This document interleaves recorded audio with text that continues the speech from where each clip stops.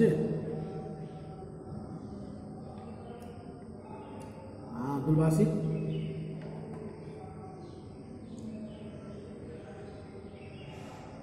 اچھا ٹھیک، لگاؤ، میں شروع کر رہا ہوں۔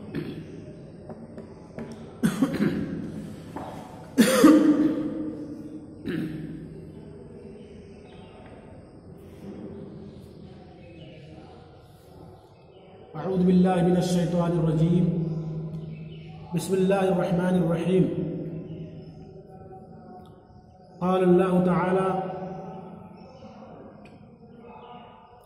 لو كان عرضا قریبا وسفرا قاصدا لاتبعوه ولكن بعدت عليهم الشقة وسيحلفون بالله لو استطعنا لخرجنا معكم يهلكون أنفسهم والله يعلم إنهم لكاذبون۔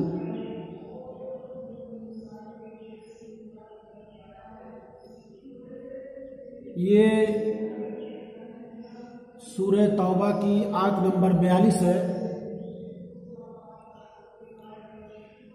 جس میں اللہ تبارک تعالیٰ نے ان لوگوں کا ذکر کیا ہے جو لوگ جنگ میں نہیں گئے اور ہیلا اور بہانہ بنا کر کے گھر پہ بیٹھے رہے۔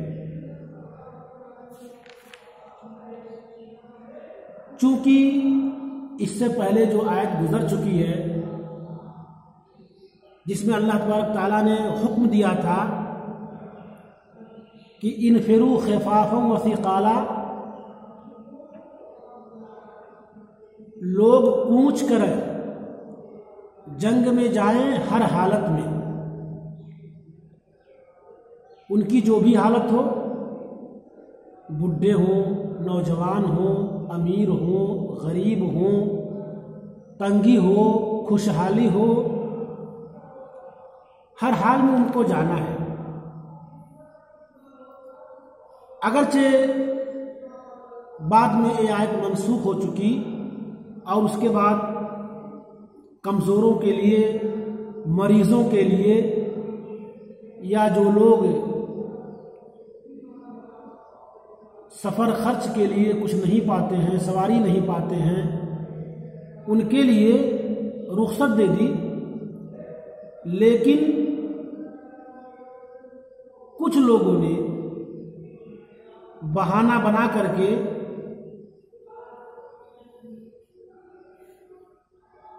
جنگ میں جانے سے انکار کیا، پیچھے رہ گئے اور گھروں میں بیٹھے رہے۔ انہی لوگوں کے تعلق سے اللہ تبارک تعالیٰ اس آیت کے اندر اس بات کی وضاحت کرتا ہے کہ لو کان عرضا قریبا، عرض کے معنی دنیاوی ساز و سامان، وسفرا قاصدا، قاصد کے معنی ہلکا، مطلب کیا ہے؟ لو کان عرضا قریبا، اگر دنیاوی ساز و سامان جلدی ملنے والا ہوتا، مراد اس سے مال غنیمت ہے، اگر مال غنیمت جلدی ملنے والا ہوتا، وسفرا قاصدا، اور سفر آسان ہوتا، سفر ہلکا ہوتا، لاتبعوک، تو وہ لوگ آپ کی بات مانتے، آپ کی پیروی کرتے، آپ کے ساتھ جنگ میں جاتے۔ جیسا کہ میں نے بتایا تھا کہ یہ ملک شام کے قریب ان کو جانا تھا، تبوک کی جگہ پہ، جنگ تبوک۔ سفر بہت لمبا تھا اور مال غنیمت آسانی کے ساتھ ہاتھ آنے والا نہیں تھا۔ ان دونوں چیزوں کو سوچ کر کے بہت سارے لوگ رہ گئے، نہیں گئے۔ تو انہی کے تعلق سے اللہ فرما رہا ہے کہ اگر سامان آسانی سے مل جاتا اور سفر بھی آسان ہو جاتا، یعنی جلدی سے ان کو مال غنیمت بلا محنت کیے مل جائے، اور سفر بھی آسان ہو، اتنا لمبا نہ ہو، گرمی کا زمانہ تھا، پریشانیاں تھیں، تو اگر یہ پریشانیاں نہ ہوتی تو یہ لوگ آپ کے ساتھ جاتے، ولیکن بعرت علیہم الشقہ، لیکن مشقت اور پریشانی نے ان کو دور کر دیا۔ مطلب کیا ہے؟ یعنی ان پر مشقت کی دوری پڑی رہی، یعنی یہ لمبا سفر، گرمی کی شدت، یہ مشقت اور یہ تکلیف کی وجہ سے یہ لوگ دور ہو گئے، نہیں گئے۔ وہ لوگ کے بارے میں ہے کہ وَسَيَحْلِفُونَ بِاللَّهِ لَوِ اسْتَطَعْنَا لَخَرَجْنَا مَعَكُمْ، جنگ میں نہیں گئے اور اوپر سے قسم بھی کھائیں گے، ان قریب وہ لوگ اللہ کی قسمیں کھائیں گے، کس بات کی؟ کہ لَوِ اسْتَطَعْنَا، اگر ہم طاقت رکھتے، لَخَرَجْنَا مَعَكُمْ، تو ہم آپ کے ساتھ نکلتے۔ یعنی اس آیت میں اللہ تبارک تعالیٰ ان لوگوں کو زجر و توبیخ کر رہا ہے، ڈانٹ رہا ہے، جو لوگ غزوہ تبوک میں اللہ کے رسول صلی اللہ علیہ وسلم کے ساتھ جنگ میں نہیں گئے، وہ پیچھے رہ گئے۔ میں نے بتایا کہ اس کی تفصیل آگے آئے گی، یہاں صرف اشارہ کیا جا رہا ہے کہ کچھ لوگ جنگ تبوک میں نہیں گئے اور وہ اپنے گھر میں بیٹھے رہے، اور اللہ کے رسول سے ان لوگوں نے رخصت اور اجازت لے لی کہ ان کے پاس عذر ہے، وہ نہیں جا سکتے۔ اپنے عذر کو ظاہر کرتے ہوئے وہ لوگ رخصت لے کے گھر میں بیٹھ گئے، جبکہ ایسی کوئی بات نہیں تھی۔ تو انہی لوگوں کے تعلق سے اللہ فرما رہا ہے کہ لو کان عرضا قریبا، اگر مال غنیمت قریب ہوتا، وسفرا قاصدا، اور سفر بھی قریب ہوتا، یعنی دور کا راستہ نہ ہوتا، لاتبعوک، تو لوگ آپ کی اتباع کرتے، آپ کے ساتھ جنگ میں جاتے، لیکن یہ دوری، یہ مسافت جو کہ ملک شام کے قریب وہاں جانا تھا، یہی دوری اور اس کی پریشانی ان کے دل میں گھس گئی، اور اسی لیے یہ لوگ نہیں گئے۔ اور جب آپ لوگ جنگ سے لوٹ کر کے آئے، واپس آئے، حالانکہ جنگ ہوئی نہیں، جنگ نہیں ہوئی تھی، لوٹ آئے کسی وجہ سے، تو یہ لوگ بعد میں قسمیں کھانے لگے اور کہنے لگے کہ اگر ہمارے پاس طاقت ہوتی تو ہم بھی آپ کے ساتھ نکلتے۔ چونکہ اس جنگ میں 4 طرح کے لوگ ہوئے، اس بات کو ذہن کر لیں، اس جنگ میں 4 قسم کے لوگ تھے۔ ایک لوگ تو وہ کہ جب اللہ کے رسول نے جنگ تبوک میں جانے کے لیے اعلان کیا تو فوراً تیار ہو گئے۔ دوسرے وہ لوگ جو شروع میں تیار نہیں ہوئے، لیکن بعد میں وہ بھی تیار ہو گئے۔ تیسرے وہ لوگ جن کے پاس عذر تھا، وہ نہیں گئے۔ اور چوتھے وہ لوگ جو اپنے سستی اور تکاسلی کی وجہ سے گھر پہ بیٹھے رہے، نہیں گئے۔ یہ 4 قسم کے لوگ تھے جنگ میں نہ جانے کے، یہ 4 قسم کے لوگ تھے۔ تو اس میں سے کچھ واقعی عذر والے تھے، اور کچھ ایسے لوگ تھے جن کے پاس کوئی عذر نہیں تھا، صرف بہانہ بنا کے رک گئے، اور کچھ لوگ فوراً نکل گئے، اور کچھ لوگ کچھ تردد کے بعد میں نکلے۔ تو جو لوگ نہیں نکلے ان کے تعلق سے کہا جا رہا ہے کہ یہ لوگ کہہ رہے ہیں، قسمیں بھی کھاتے ہیں کہ اگر ہم وہاں جانے کی طاقت رکھتے تو ہم جاتے. مطلب یہ کہ لوگوں نے عذر پیش کیا کہ ہمارے پاس یہ پریشانی تھی، وہ پریشانی تھی، اس لیے ہم نہیں گئے. تفصیل آگے آئے گی، میں بار بار کہہ رہا ہوں. لیکن جو لوگ نہیں گئے اور اللہ کے رسول صلی اللہ علیہ وسلم کے پاس آ کر کے عذر بیان کر دیا اور آپ نے ان کو کہا ٹھیک ہے، اگر تمہارے پاس عذر ہے، نہیں جا سکتے تو نہ جاؤ. اس کے تعلق سے کہ اللہ کے رسول صلی اللہ علیہ وسلم نے بغیر تحقیق کیے ہوئے ان کو رخصت دے دی اور وہ لوگ نہیں گئے، تو فوراً اللہ تبارک تعالیٰ نے اپنے نبی کو اس بات سے آگاہ کر دیا. گویا کہ ایک چوک ہو گئی، اور ایسی چوک نہیں ہوئی جس پہ آپ کا مواخذہ ہو، ایسی نہیں، بلکہ آپ نے ظاہری چیز کو سوچ کر کے، دیکھ کر کے، سن کر کے ان کو رخصت دے دی. اب باطنی چیز تو اللہ جانتا ہے، لیکن پھر بھی آپ کو کہا جا رہا ہے کہ آپ سے جب وہ لوگ آئے تھے اجازت طلب کرنے کے لیے، عذر پیش کرنے کے لیے، تو آپ کو چاہیے تھا کہ آپ تحقیق کر لیں ان کا عذر صحیح ہے کہ نہیں ہے، پھر آپ ان کو رخصت دیں. لیکن آپ نے کہا ٹھیک ہے. اسی کے تعلق سے اگلی آیت آ رہی ہے. اللہ فرما رہا ہے عفا اللہ عنک لما اذنت لهم حتى يتبين لك الذين صدقوا وتعلم الكاذبين لا يستأذنك الذين يؤمنون بالله واليوم الآخر أن يجاهدوا بأموالهم وأنفسهم والله عليم بالمتقين إنما يستأذنك الذين لا يؤمنون بالله واليوم الآخر وارتابت قلوبهم فهم في ريب مترددون. اس میں یہ بات ذہن میں رہے کہ اللہ تبارک تعالیٰ نے معافی کا اعلان پہلے کر دیا، غلطی کا بعد میں. کتنا بہترین اسلوب، کتنا اچھا اسلوب اللہ کے رسول صلی اللہ علیہ وسلم کے ساتھ کہ پہلے آپ کو معافی پھر غلطی. ایسا اسلوب آپ نے نہیں دیکھا ہوگا. عفا اللہ عنک، اللہ نے آپ کو درگزر کر دیا، اللہ نے آپ کو معاف کر دیا. لما اذنت لهم، کیوں آپ نے ان لوگوں کو جنگ میں نہ جانے کی اجازت دے دی؟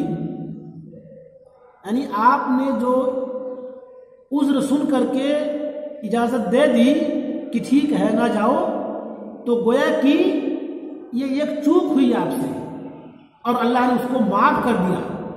پہلے معاف، اس کے بعد غلطی. اللہ نے کہا عفا اللہ عنک، اللہ نے آپ کو آپ سے معاف کر دیا، یعنی آپ کی معمولی چوک معاف کر دیا. لما اذنت لهم، آپ نے ان کو اجازت کیوں دے دی؟ جبکہ حقیقت میں دیکھا جائے تو کوئی غلطی نہیں، کوئی چوک نہیں، آپ معصوم عن الخطا ہیں. آپ نے ظاہری چیز دیکھ کر کے فیصلہ کر دیا. صرف آپ کو اتنا کہا جا رہا ہے کہ جب وہ لوگ آپ کے پاس آئے تھے تو آپ کو تحقیق کرنا چاہیے تھا کہ واقعی ان کا عذر قابل قبول ہے کہ نہیں.